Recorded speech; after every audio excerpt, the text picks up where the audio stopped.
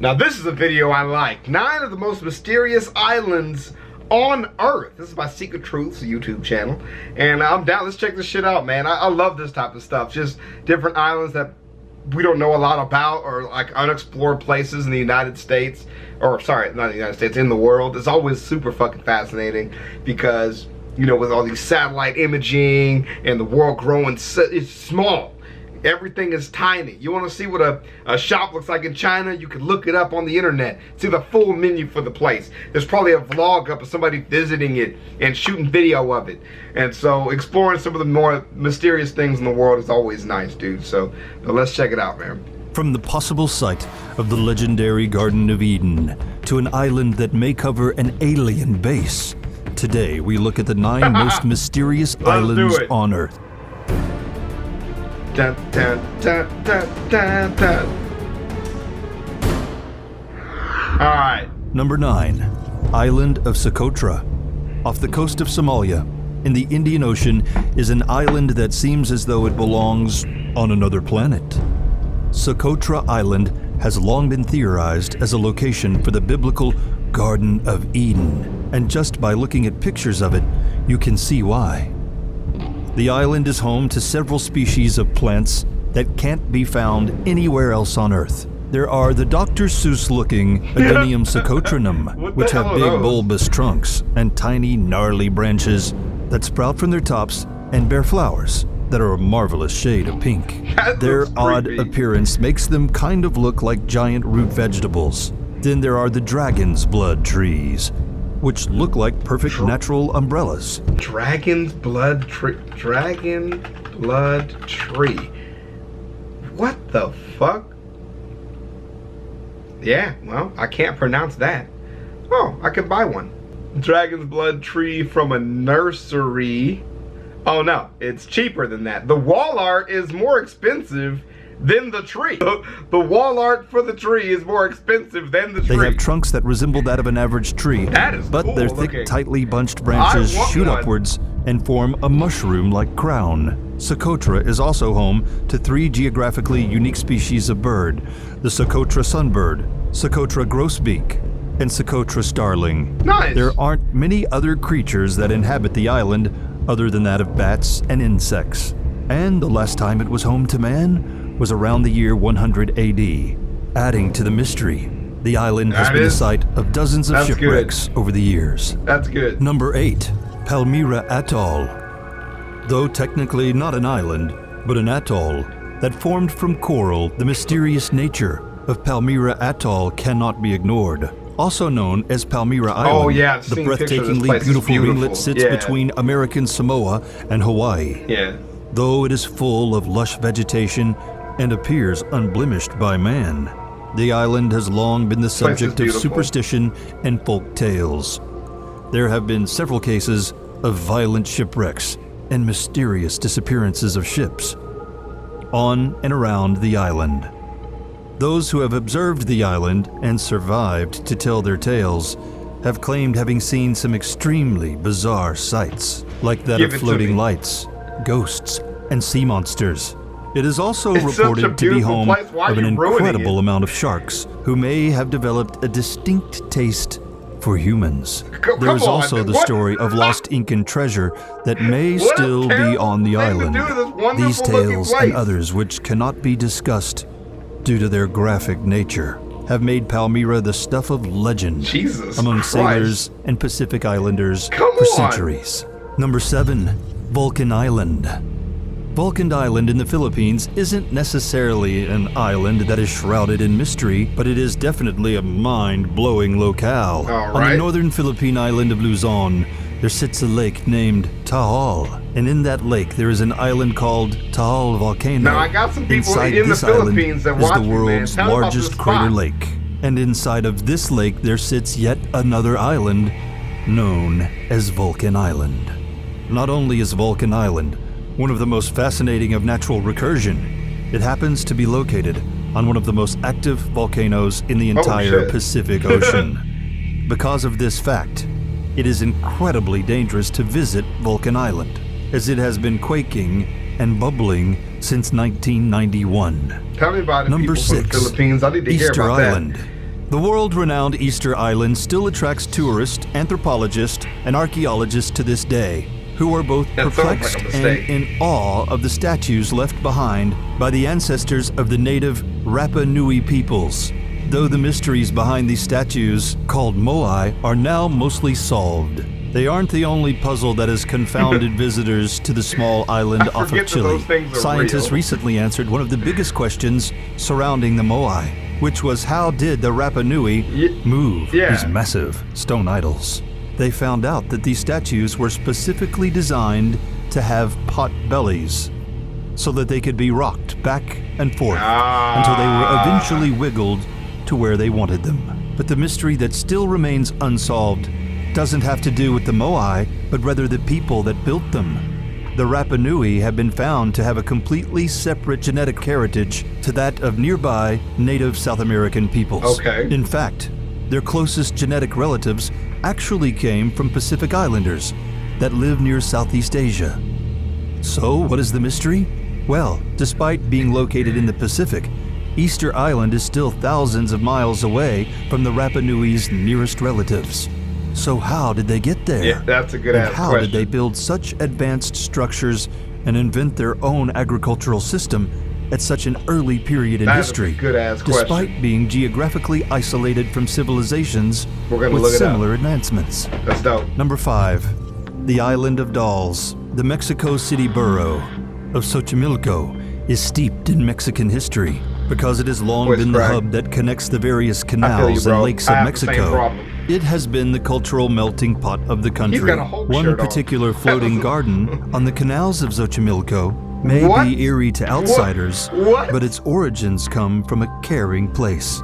In line with Mexico's tradition of honoring those who have passed from this life to the next, the legend goes like this. One day, a man found the body of a young girl who had met with a tragic fate in the waters of one of the canals. When he later returned to the spot he found her, he spotted a doll floating in the water and believed it to have belonged to the girl.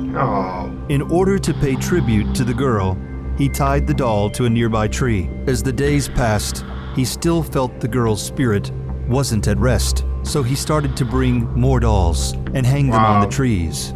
Though no one knows if this story is more than myth, it has become a tradition to hang dolls on the trees of the floating garden, which is now known as La Isla de las Muñecas, or the Island of the Dolls. Oh, that's very sweet and touching, but also very creepy. That is a very creepy thing, a bunch of dolls tied to a tree, but touching nonetheless. Although this tradition comes from the heart, it is still quite a frightening sight, as the dolls are all in various states of decay, and some have even told tales of them coming to life. Yeah, see, Number 4, that's the part where I just don't want to be there anymore. Just off the coast of Venice, Italy, lies Poveglia Island, which may have one of the most twisted and horrifying histories of any island on Earth. During the devastating bubonic plague outbreak of the 14th century, the government of Venice decided to try and quarantine the infected by sending them to Poveglia Island, where they would live out the rest of their days. Because of this, even after the plague subsided, the site became basically a national lazaretto and used anytime an outbreak of disease occurred. Poveglia would begin to serve a new purpose in the 1920s when a mental hospital was built on it, and the terrors that the patients were subject to at the hands of their caretakers only added to the haunting history of the island. Oh no. The island has since fallen into dangerous level of disrepair, and the Italian Tourism Bureau technically has forbidden people from visiting unless they go through an extensive application and interview process. Bro, people in mental health hospitals used to be treated fucking terribly, man. Jesus Lord. But that hasn't stopped ghost hunters and thrill seekers alike from finding alternative ways to sneak on to the spooky island. Number 3. Isla Bermeja. From the 1500s up until the late 1900s, there existed an island off the Yucatan Peninsula in the Gulf of Mexico. At least according to maps there was. The islet of Bermeja was long used as the geographical boundary for Mexico's section of the Gulf. But several mapping expeditions in the 20th century that went looking for the island frankly couldn't find it. There are several theories as to how an island could appear on maps for the better part of 400 years but then suddenly disappear. Most modern-day experts believe that the island never existed at all, Yeah. and may have been the result of a cartographic mistake that went uncorrected.